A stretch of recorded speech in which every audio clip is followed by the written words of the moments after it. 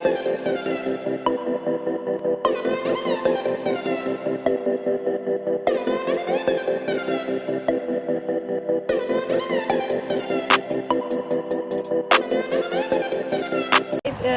MCQs अहम MCQs है। इसी तरीके से एमसीक्यूज़ आएंगी। ये कुल मैंने आपके लिए 15 बनाई हैं। आप इनको सॉल्व करें और इंशाल्लाह इनमें से काफ़ी सारी एमसीक्यूज़ आप लोग की आ सकती हैं। नीचे ऑप्शन भी हैं, ठीक है।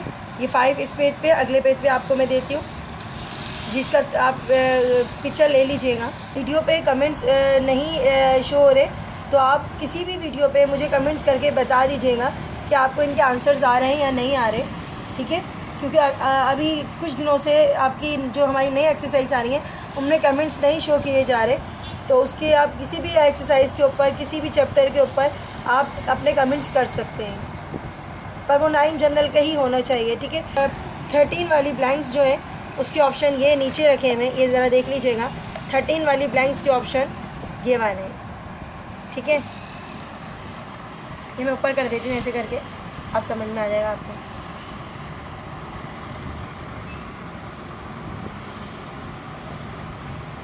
और ये 15 एमसीक्यूज़ हैं आपकी, तमाम अहम है। आप इसकी भी ज़रूर प्रैक्टिस करके जाइएगा। हम थोड़ी सी बात करेंगे एमसीक्यूज़ के हवाले से। वो चैप्टर जो मैंने काफ़ी आपको करवाए भी हैं और इसमें आप देख भी लें कि उनकी तैयारी कैसे करनी है, वो एमसीक्यूज़ के हवाले से करनी है। जब भी एक्सरसाइज में कराती हूँ आपको ज़रूर बताती हूँ कि बेटा ये एमसीक्यूज़ में आ सकता है। तो छोटा सा जिन्होंने अभी हमारा चैनल ज्वाइन किया है तो वो ज़रा प्लीज़ देख लेना अभी, क्योंकि इतना टाइम नहीं है कि आप पूरी एक्सरसाइज देखोगे। वो एक्सरसाइज जो एमसीक्यूज़ के हवाले से इंपॉर्टेंट है वो मैं लिख कर दे देती हूँ। किस तरीके से एमसीक्यूज़ आती हैं वो आपको पहचानना पड़ेगी, क्योंकि 30 नंबर की एमसीक्यूज़ आ रही हैं। 30 नंबर आपको एमसीक्यूज़ पे मिल सकते हैं बच्चों। तो बहुत सारे एक्सरसाइज हैं जिनको बहुत ज़्यादा रिवाइज़ करना है। चंद इंपॉर्टेंट एक्सरसाइज बता रही हूँ। पहली है 1.1, ठीक है। 1.1 में एक्सरसाइज जो है वो एमसीक्यूज़ में आ सकती है। कैसे आ सकती है, एग्जांपल देखो आप। जैसे छोटा सा क्वेश्चन है, अब ये 1, 3 और बेस 5 है, ठीक है। अब ये तो क्वेश्चन बन के नहीं आ सकता ना, क्योंकि बहुत छोटा सा क्वेश्चन है, तो ये एमसीक्यूज़ के हवाले से आ सकता है।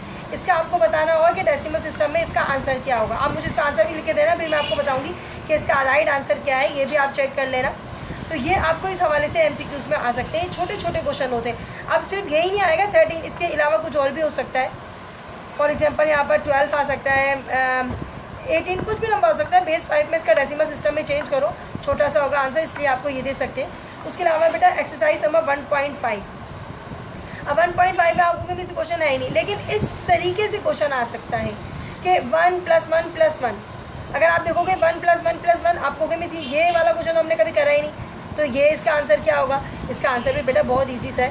हम क्या करते हैं, 1 को 1 में प्लस कराते हैं, कितना होती है वैल्यू, चलो ऐसे ही बता देते हैं। 2 की वैल्यू होती है 10 और 3 की वैल्यू क्या होती है 11, ठीक है।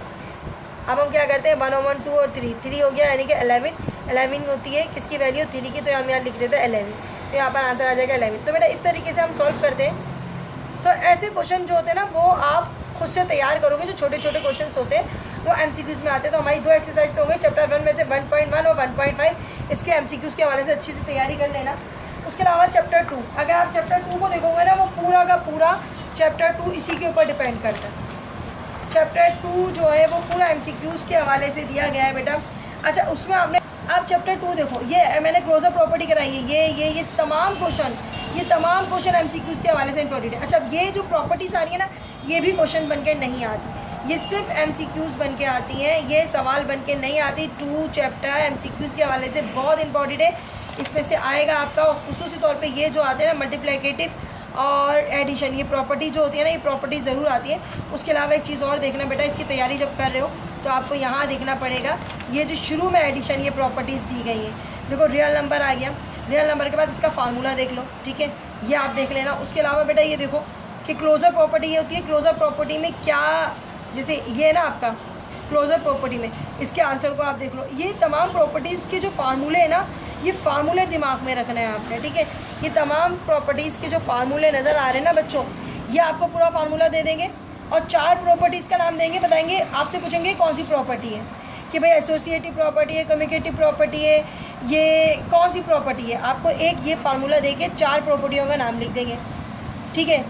तो आपने इस तरीके से इसकी तैयारी करनी है, इस हवाले से इसकी तैयारी करनी है। तो या फिर ये भी दे सकते हैं आपको ई दिया हुआ स्टैंड फॉर होता है, इसकी मीनिंग क्या होती है, स्टैंड फॉर होती है। तो किसी चीज़ को जब हम करते हैं ना, तैयारी करते हैं, उसको हम कि ये प्रॉपर्टीज़ जो होती है मैंने आपको यहाँ पर देखिए स्टैंड फॉर, इसका मतलब क्या होता है, एग्जिट होता है या ST कहते हैं। चीज़ें जो है ना अच्छे से देख लेना, ठीक है। अब यहाँ पर और भी देखो 2 चैप्टर 2 पूरी की पूरी यहाँ तक जितने भी क्वेश्चन आ रहे हैं ये पूरे के पूरे क्या है, ये भी MCQs हैं। सही है, MCQs आते हैं, ये पूरे के पूरे MCQs आ रहे हैं, तैयार करना है। उसके अलावा एक क्वेश्चन ऐसा होता है, कोऑर्डिनेट मालूम करना होता है। ये देखो मैंने यहाँ लिखी एग्जाम्पल के हवाले से, ये आप एग्जाम्पल चेक कर सकते हो, मैंने लिखा है बेटा। यहाँ पर देखो कि आपके पास आ गया 2.2 में 5, 3 किस कोऑर्डिनेट का है, किस कोऑर्डिनेट का है आपने बताना है। अब ये 5, 3 किस कोऑर्डिनेट का है, अगर हम ग्राफ बनाते हैं, इसको फर्स्ट कोऑर्डिनेट कहते हैं, इसको सेकंड कोऑर्डिनेट कहते हैं, इसको थर्ड कोऑर्डिनेट कहते हैं, इसको फोर्थ कोऑर्डिनेट कहते हैं। पहला वाला कोऑर्डिनेट में प्लस प्लस के नंबर होते हैं, दूसरे में माइनस प्लस के नंबर होते हैं। अब ये देखो बेटा माइनस प्लस का नंबर है, यानी कि पहले माइनस है बाद में प्लस है, तो ये कौन सा कोऑर्डिनेट हो गया, सेकंड कोऑर्डिनेट। इस तरीके से बच्चों ये एग्जाम्पल्स आपके पास मौजूद है। इस तरीके से आपके क्वेश्चंस बन के आ सकते हैं MCQs के। ये MCQs के क्वेश्चन हवाले से इम्पॉर्टेंट है। 2.2 में यही MCQs आ सकता है, और शुरू के जो मैंने 4-5 बताए थे वो MCQs आ सकते हैं। अब उसके अलावा देखो बेटा एक्सरसाइज नंबर 3.123 अभी गुज़िश्ता दिनों मैंने यही एक्सरसाइज अपलोड की है, लास्ट में इसलिए करी है क्योंकि ये MCQs हैं, सारे के सारे आपके पक्के हो जाएंगे, दिमाग में रहेंगे और बहुत जल्दी भूल जाते हैं बच्चे MCQs। लिहाजा इस हवाले से ये एक्सरसाइज मैंने अपलोड की है। 3.1, 2, 3, 4, 5 तमाम के तमाम क्वेश्चन MCQs के हवाले से इंपॉर्टेंट है। पूरी एक्सरसाइज की तैयारी करके जाना, ठीक है। और लास्ट आपको मैं बता देती हूँ 4.1 आपके पास जो एक्सरसाइज थी उसमें काफ़ी सारे MCQs मुझे नज़र आए। आपको कि मिस ये क्या, ये जो जितने भी मैंने क्वेश्चन कराए थे, ठीक है, ये तमाम के तमाम इसके अंदर जो भी आंसर्स आए थे वो MCQs के हवाले से आ सकते हैं। उसके अलावा आपके पास है चैप्टर 5, देखो 5.1 के अंदर जो शुरू के 4 क्वेश्चन थे, आप शुरू के 4 सम्स थे, वो भी आपके MCQs पा सकते हैं। सिर्फ आज में बड़ी क्वांटिटी और छोटी क्वांटिटी बतानी है। अब यहाँ पर एक चीज़ और भी पूछ सकते हैं कि ये आपको जनरली आपको पता होना चाहिए कि आपके पास प्रोपोर्शन में कितने टर्म्स, रेशो में कितने वो होती है, कंपैरिजन ऑफ 2 क्वांटिटीज़, आपको कंपैरिजन ऑफ 4 क्वांटिटीज़ दे सकते हैं। इस तरीके से आपको याद रखना पड़ेगी डेफिनेशन। अच्छा ये देख सकते हैं फर्स्ट टर्म को कॉल क्या करते हैं और सेकंड टर्म को हम कॉल क्या करते हैं। इंसिडेंट कॉन्स्टेंट, ये आपने खुद ही सोचना पड़ेगा इसका मतलब क्या होता है। ये मैंने आपको अपने एक्सरसाइज करते हुए सॉल्व करते हुए समझाया था। इसके अलावा बेटा एक चैप्टर है 6.1 और 6.2, ये लास्ट बता रही हूँ मैं आपको क्योंकि अब ये बहुत सारी हो गई MCQs के लिए, MCQs भी 30 है। लिहाजा 6.1 में बेटा आप शुरू में आप पढ़ोगे डेफिनेशन, उसमें आपको ज़कात की डेफिनेशन में ज़कात किस रेशो से दी जाती है, ज़कात की रेशो क्या है। आपसे ये भी पूछा जा सकता है कि ज़कात की रेशो क्या है, तो 2.5 है, वो आप यहाँ से इसका फार्मूला याद रखिएगा, मैं आपको निकाल के दे देती हूँ। आपके पास चैप्टर में 6.2 में आ रहा था रेशो ऑफ ज़कात, तो आ सकता है द रेशो ऑफ ज़कात, कि द रेशो ऑफ ज़कात कितनी है, इस तरीके से एग्जांपल आ सकती है। तो यहाँ पर आपको पता है 2.5, इस तरीके से आप इसका आंसर दे सकते हो। अच्छा कभी कभार ये नहीं दिया होता बल्कि लिखा होता 5.5/2, ये भी सही है। तो दोनों में से कोई सा भी ऑप्शन दिया हुआ होगा वो आपका राइट होगा। अच्छा क्लास, उम्मीद है ये आपको एग्जांपल्स एक्सरसाइज जो है MCQs की समझ आ गए होंगे, एग्जांपल भी समझ आ गए होंगे और इनकी बहुत अच्छे से तैयारी कीजिएगा, ठीक है। उम्मीद है आप लोग को समझ आएंगे और आप एग्ज़ाम में भी अच्छी करके आएंगे। अल्लाह हाफ़िज़।